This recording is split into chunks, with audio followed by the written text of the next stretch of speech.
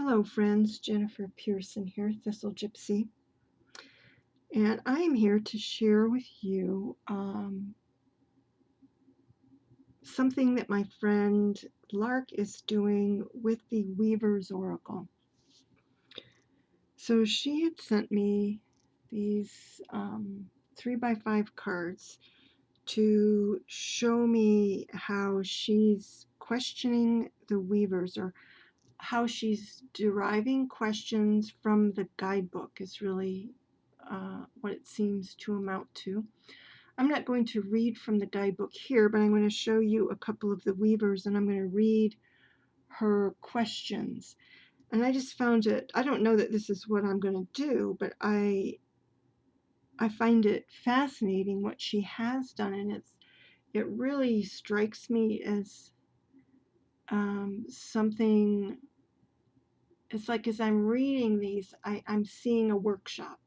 I'm just seeing a workshop where people who have the Weaver's Oracle, they pick a card and then they go to the guidebook and they derive their set of questions and they work with one another to kind of come up with questions.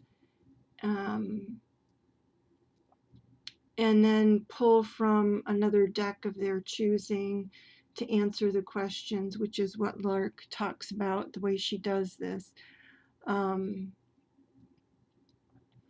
kind of diving deep into that one weaver.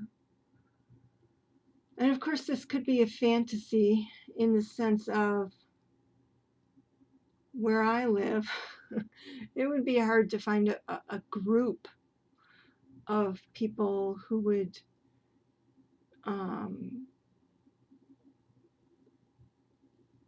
enough people who actually have the deck and would want to get together and do it. It's almost like somebody holding the workshop. Now, in other areas, of course, that may be completely different. If I lived in California, that might be something that could be part of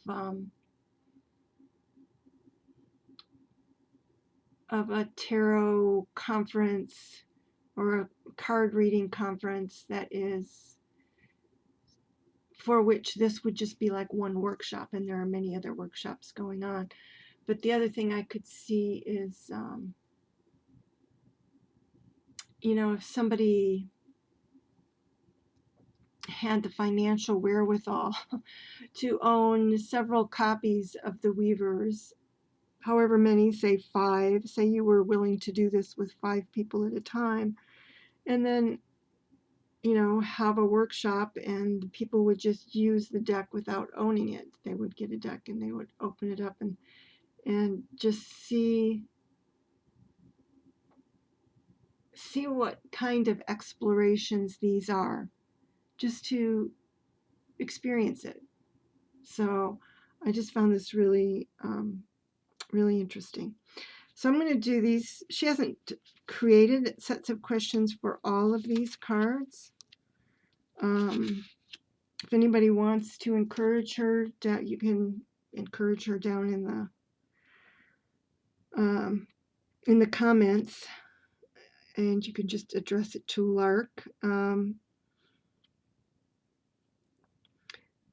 To, in some way, if she was comfortable doing this, to publish when she is finished so that people would have it as a resource. Just how she's done it and what she came up with. It doesn't mean that anybody needs to feel that their arm is twisted, of course, to follow in her footsteps. It's just providing it as a means for others to use this deck, a way to explore this deck. So, and I think it's really smart. So for my part, I was kind of the guidebook. I was letting the guidebook kind of stop me because I wasn't relating to the guidebook. And so part of what's really clever about what she's done is she hasn't worried about the fact that she isn't connecting with the guidebook. She's using it. And for all I know, she does. I don't know if that was part of our conversation or not, but she's using questions that come up for her in the guidebook as jumping off points for pulling cards from another deck. So we're going to start with this one. This is Shadow, 36 is Shadow, the Udigan of the Winter Pipe. And from her yarn, she came up with this question: what sad song is for me? So the guidebook has 3 sections. It has her yarn, her braid, and her cloth. So her braid, there are 3 questions for her braid. One representing the gathering stick. What things must I gather along the trail? Number 2, for the winter pipe, what is reborn? And number 3, for the pipe smoke, what ancient magic is preserved? Such cool questions. From the section on her cloth, why do you crave harsh ice and coldness? And then she's taking a quote, I believe. It says, silent veils protect the earth, secret drums empower life, missing stories preserve mysteries. And then she has a colon, it says, speak of this. It's like asking the weaver to speak further about that. And I suppose you could decide for yourself how many cards you wanted to pull on that. So the next is this one, which is Runner, Shaman Weaver of Valleys.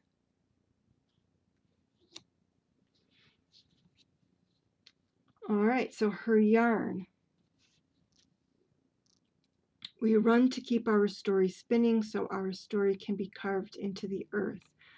What has my running left carved into the earth? From the section on her braid, number 1, the heathered hills. What will give me room to breathe? Number 2, the soft-footed deer. What message does deer song have for me? Number 3, dark-winged raven. What caution or wisdom has raven dropped onto my path? From the section on her cloth, as I run through my beloved valley, what signposts am I given along the way? So just very, very mystical, very fascinating. I mean, the questions themselves draw one in. And she had mentioned, let me see if I can find them. And she had sent me quite a few of these, but many more to go.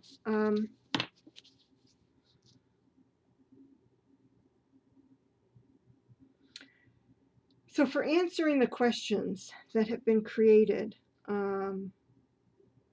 she has the following suggestions of ones that would be good to use. The Gaian Tarot, the Osho Zen Tarot, Mother Peace, Shining Tribe, Tarot of Transformation, Tarot of the Crone, Froude's Fairies Oracle, Mary L., the Shaman's Oracle, Earth Magic Oracle, Universal Wisdom, just any kinds of decks that are more in-depth.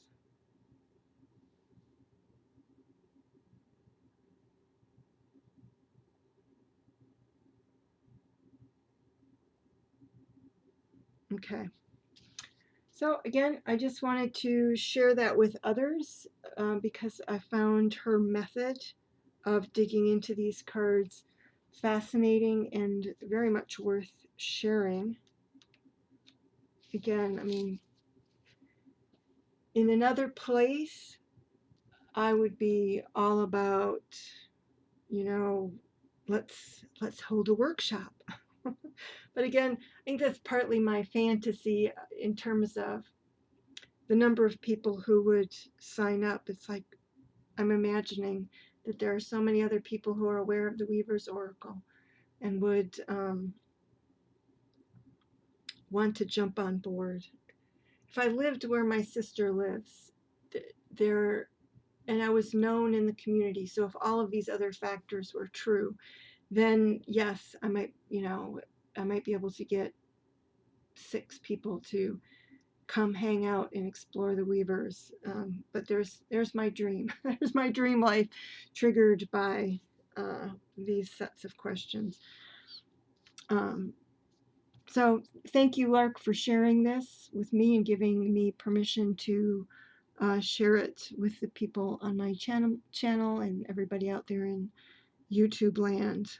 All right, everybody, take care. Bye-bye.